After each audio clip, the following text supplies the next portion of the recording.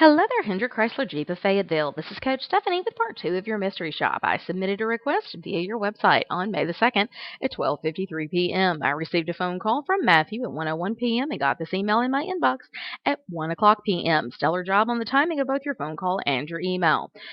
Really nice job on the phone call portion. Just be sure when you're going for the appointment that you ask with authority. You want to sound confident when you go for the appointment. If you can't get an appointment, go for a tentative time. When you're scheduling a phone follow-up, just be sure that you lock down a specific day that you're going to call them back. Once you get off the phone, you want to be sure that you send a follow-up email in less than 15 minutes of speaking to the customer so that you can continue building rapport and get them information they may not have written down while you were on the phone. The email should have an attention-grabbing subject line. You want to thank the customer for their time on the phone.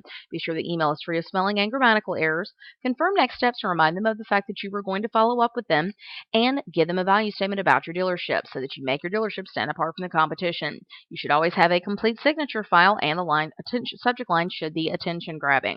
However, since you sent an email before I had spoken to you, that is the email that I graded. I just want to be sure that you do keep in mind in future that you want to be sure to get that follow-up email out. You did a really nice job on the email that you sent before you had spoken to the customer. I just want you to be sure that the email does a couple of things. You've got a great subject line that's attention grabbing, that's clear who it's from and what it's about. You did a nice job on introducing yourself. You validated the customer's decision of vehicle and gave positive words and industry information. You gave information on the exact vehicle that the customer had inquired about. There's a link back to the website in your signature file so that I could visit the website and take a look at additional vehicles or additional price quotes. And the signature file is in fact complete, does have a link to your website as well as a link to your email address, and it is free of spelling and grammatical errors. We just want to be sure that you also give the customer a value statement about your dealership in both the phone call and the email as well, because if they're shopping online, there's a big possibility that they're looking at more than one dealership.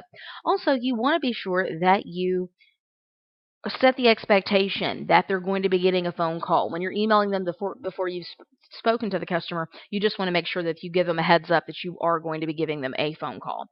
So keep up the hard work and keep practicing. Your secret code for today is value. VALUE, value. Have a great day and keep practicing.